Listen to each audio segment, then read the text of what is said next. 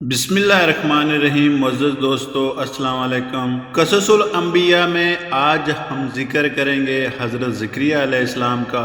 آپ بھی بنی اسرائیل کے انبیاء میں سے ہیں اور بہت مشہور نبی ہیں۔ آپ کا سلسلہ نسب حضرت سلیمان بن داؤد علیہ السلام سے ملتا ہے۔ آپ بیت المقدس کے امام اور خادم تھے، بہت پرہیزگار اور عبادت گزار تھے۔ آپ کے زمانے میں ایک خاتون حسنہ تھی، انہوں نے ایک منت مانی، وہ یہ تھی: اے میرے پروردگار، تو مجھے بچہ دینے والا ہے، میں اس کے بارے میں منت مانتی ہوں کہ وہ سب کاموں سے آزاد رہ کر تیری خدمت کرے گا، سو تو میری طرف سے اس نظر کو قبول فرما لے، بے شک تو خوب سننے والا جاننے والا ہے۔ اس منت سے ان کا مقصد یہ تھا کہ ان کے ہاں لڑکا ہوگا تو وہ بیت المقدس کے لیے اسے وقف کر دیں گے۔ ہوا یہ کہ ان کے ہاں لڑکی پیدا ہوگی، اس لڑکی کا نام مریم رکھا گیا، گویا وہ خاتون حضرت مریم علیہ السلام کی والدہ تھی۔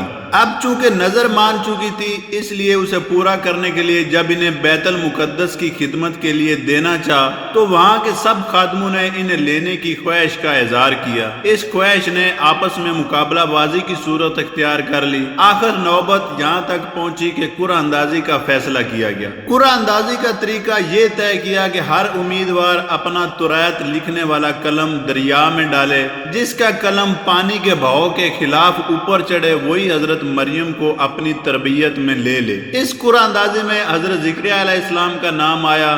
زکریا علیہ السلام کی بیوی اور حضرت مریم علیہ السلام کی والدہ دونوں بہنیں تھیں، گویا حضرت زکریا علیہ السلام حضرت مریم علیہ السلام کے خالو تھے۔ قرآن کریم میں آپ کا ذکر 4 جگہ آیا ہے۔ آپ کی بیوی کے ہاں کوئی اولاد نہیں ہوئی تھی اور آپ بوڑھے ہو چکے تھے۔ حضرت مریم سمجھدار ہو گئی تو آپ کو عبادت کے لیے ایک حجرہ دے دیا گیا۔ حضرت زکریا علیہ السلام حضرت مریم علیہ السلام کے حجرے میں جاتے تو وہاں انہیں طرح طرح کے موسمی پھل نظر آتے، یعنی اس موسم میں بازار میں وہ پھل نہ ہوتے لیکن حضرت مریم کے پاس رکھے نظر آتے۔ گرمی کے موسم میں سردی والے اور سردی کے موسم میں گرمی والے آپ کو اللہ تعالیٰ کی طرف سے بھیجے جاتے تھے۔ حضرت زکریا علیہ السلام آپ سے پوچھتے: اے مریم، یہ چیزیں تمہارے پاس کہاں سے آئیں؟ وہ جواب دیتی: یہ اللہ تعالیٰ کے پاس سے آئی ہیں۔ یقیناً اللہ تعالیٰ جسے چاہتا ہے بے سان و گمان رزق عطا فرماتا ہے۔ حضرت زکریا علیہ السلام کو زیادہ فکر اس بات کی تھی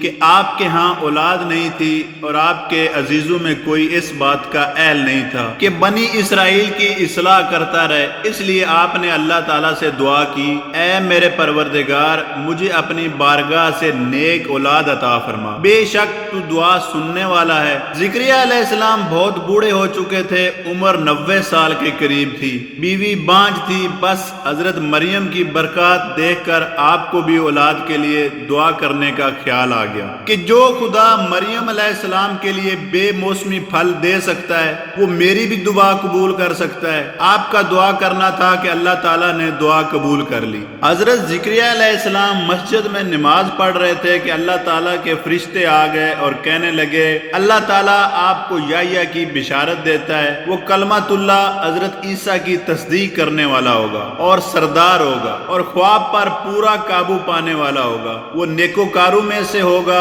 ایک نبی ہوگا۔ یعنی آپ کو نماز کے دوران بیٹے کی خوشخبری سنائی گئی۔ آپ بہت خوش ہوئے اور حیران بھی ہوئے، کہنے لگے: اے میرے پروردگار، میرے ہاں لڑکا کس طرح ہوگا، حالانکہ مجھ پر بڑھاپا آ پہنچا اور میری بیوی بانجھ ہے۔ اللہ تعالیٰ نے ارشاد فرمایا: اس حالت میں لڑکا ہوگا کیونکہ اللہ جو چاہتا ہے کر دیتا ہے۔ اس پر آپ نے عرض کیا: باری تعالیٰ، میرے لیے کوئی نشانی مقرر فرما دیجئے۔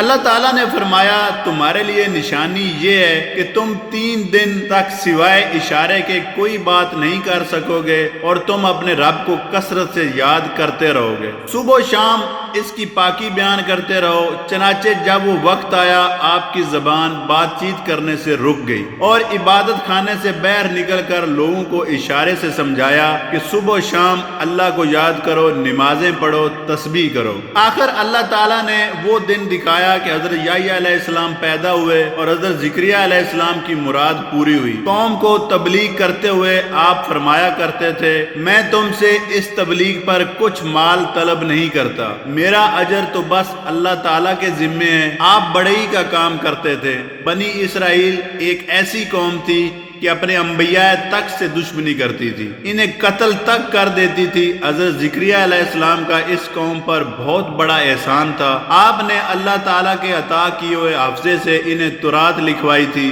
مگر وہ احسان فراموش قوم تھی، اس نے سبھی انبیاء کو ستایا تھا۔ حضرت زکریا علیہ السلام کو بھی نہ چھوڑا، آپ کے دشمن بن گئے، قتل کرنے کے پروگرام بنائے گئے۔ آپ نے اس قوم کے شر سے بچنے کے لیے کوشش کی۔ اللہ تعالیٰ کی قدرت کے ایک درخت میں سے آواز آ گئی، مجھ میں پناہ لے لے۔ ان الفاظ کے ساتھ ہی درخت درمیان سے شک ہو گیا۔ آپ نے یہ خیال کیا کہ درخت کا بولنا اور شک ہونا اللہ کی طرف سے ہے، اس لیے آپ اس درخت میں بیٹھ گئے۔ درخت آپس میں مل گیا۔ بنی اسرائیل آپ کو تلاش کرتے اس درخت کے پاس پہنچ گئے۔